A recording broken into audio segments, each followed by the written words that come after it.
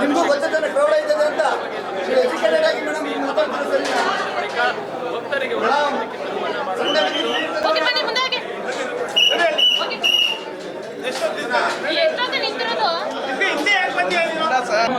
ಸರ್ವಮಂಗಳ ಮಾಂಗಲ್ಯ ಶಿವೆ ಸರ್ವಾರ್ಥ ಸಾಧಿಕೆ ಶರಣ್ಯೇ ತ್ರ್ಯಂಬಕೆ ಗೌರಿ ನಾರಾಯಣಿ ನಮೋಸ್ತುತೆ.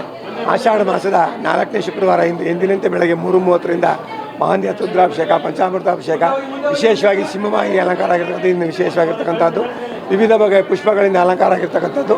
ಹಾಗೆ 5:30ರಿಂದ ರಾತ್ರಿ 10:30ವರೆಗೆ ದರ್ಶನ ವ್ಯವಸ್ಥೆ ಹಿಂಗೆ ಮುಂದುವರ್ಕೊಂಡೋಗುತ್ತೆ. 9:00ವರೆಗೆ ಮಹಾಮಂಗಳಾರತಿ ಆಗುತ್ತೆ. ಅದಾದ ನಂತರ ಕೂಡ ದರ್ಶನ ವ್ಯವಸ್ಥೆ ಹಿಂಗೆ ಮುಂದುವರ್ಕೊಂಡು ಹೋಗುತ್ತೆ. ಇಡೀ ಆಷಾಢದಲ್ಲಿ ಚಾಮುಂಡಿ ಬೆಟ್ಟಕ್ಕೆ ಭಕ್ತರು ಜಾಸ್ತಿ ಬರ್ತಾರೆ, ದೇವಿ ಪೂಜೆ ಮಾಡ್ತಾರೆ.